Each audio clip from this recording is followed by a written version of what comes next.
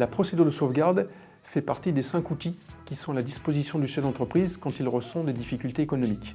Pour comprendre la procédure de sauvegarde, prenons un exemple. Madame Dupont a une entreprise dans la prestation de services. Elle vient d'apprendre qu'elle a perdu un marché qui va représenter environ 40% de son chiffre d'affaires. Le marché se terminera en fin d'année, elle a un petit peu le temps d'anticiper, mais toujours est-il que le marché sera perdu en fin d'année. Elle a des salariés qui font qu'avec 40% de chiffre d'affaires en moins, elle se pose réellement la question de savoir si elle doit garder tous ses salariés. Elle n'a pas beaucoup de trésorerie, il faut qu'elle prenne une décision aujourd'hui. Ce que je pourrais lui conseiller, avant de se lancer dans les licenciements, c'est déjà d'étudier le coût des licenciements. Et dans le cas présent, les coûts de licenciement pour ces 4 salariés seraient relativement importants et qui mettraient vraiment en péril la trésorerie. Donc c'est une option qu'il ne faut pas privilégier. Par contre, la procédure de sauvegarde est un outil qui nous permettrait d'arriver à ces licenciements. L'expert comptable peut accompagner notre cliente sur la demande d'une procédure de sauvegarde. Et lors de cette procédure, nous allons pouvoir mettre en place, restructurer l'entreprise, mettre en place des licenciements. Et ces licenciements sont pris en charge par un organisme qui s'appelle l'AGS et qui prendra en charge le coût des licenciements.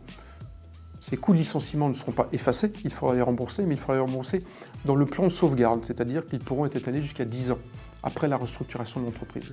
Donc c'est vraiment un conseil qui est important, une procédure qui est importante, parce que ça lui permet, en amont de cette perte de marché où elle va avoir du chiffre d'affaires qui va disparaître, aujourd'hui elle va pouvoir préserver sa trésorerie et organiser un licenciement qui ne lui coûtera rien en termes de trésorerie dans un premier temps. Et à l'ouverture de la sauvegarde, on va également stopper toutes ces dettes, à savoir les emprunts. Il peut y avoir un PGE, on peut avoir d'autres emprunts, on va avoir des dettes fournisseurs courantes qui ne sont pas forcément pas payées. Je vous rappelle encore une fois que la procédure de sauvegarde, c'est une procédure que l'on prend quand on n'est pas encore en état de cessation des paiements. Donc c'est une procédure qui est en amont, c'est quand on voit le mur qui va arriver dans 2 mois ou 3 mois, c'est pas quand on est dans le mur.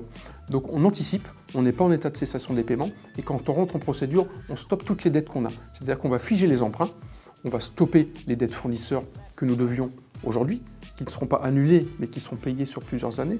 Donc il y a un effet de trésorerie, un rebond de trésorerie qui est important. Le lendemain, elle ne rembourse plus ses prêts, elle a stoppé ses derniers dus fournisseurs, et elle rentre dans la procédure en continuant à travailler normalement. Donc ça va lui faire un rebond de trésorerie naturel, elle va pouvoir restructurer son entreprise en faisant prendre en charge les éventuels licenciements avec un coût important. Et toute cette période va durer de 6 mois à 12 mois. C'est ce qu'on appelle la période d'observation. Durant toute cette durée, le tribunal de commerce va faire le point sur les dettes précises et en fin de période d'observation, au bout de 6 ou 12 mois, le client, accompagné de son expert comptable, va faire une proposition de plan de sauvegarde pour proposer donc aux créanciers de quelle manière on va rembourser les dettes sur 10 ans. Et au bout de ces 12 mois, en fait, ça a permis à l'entreprise de se restructurer, de conforter relativement confortablement la trésorerie. Quand on a mis en suspens un prêt ou 2 prêts ou 3 prêts pendant 1 an, normalement l'effet de trésorerie est présent et ça permet de repartir dans l'entreprise avec une restructuration et d'avoir mis tous les moyens en place pour pouvoir réussir. La procédure de sauvegarde vous laisse vous guider chef de votre entreprise. Il n'y a personne en dehors des entreprises qui ont plus de 20 salariés où il peut être nommé un administrateur judiciaire. C'est vous qui serez toujours le pilote de votre entreprise, le chef de l'entreprise. Les seules contraintes que nous avons lors d'une procédure de sauvegarde, c'est tous les 2-3 mois, en fait, vous passez au tribunal pour faire un petit point au niveau de l'activité économique de l'entreprise, pour démontrer au tribunal que les choses vont bien et puis que nous partons pour proposer un plan. Et là, votre expert comptable est là pour vous accompagner.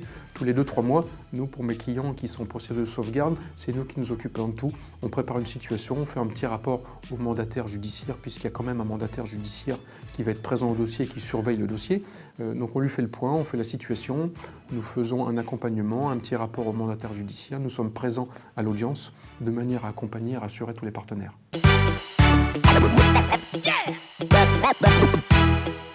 Yeah.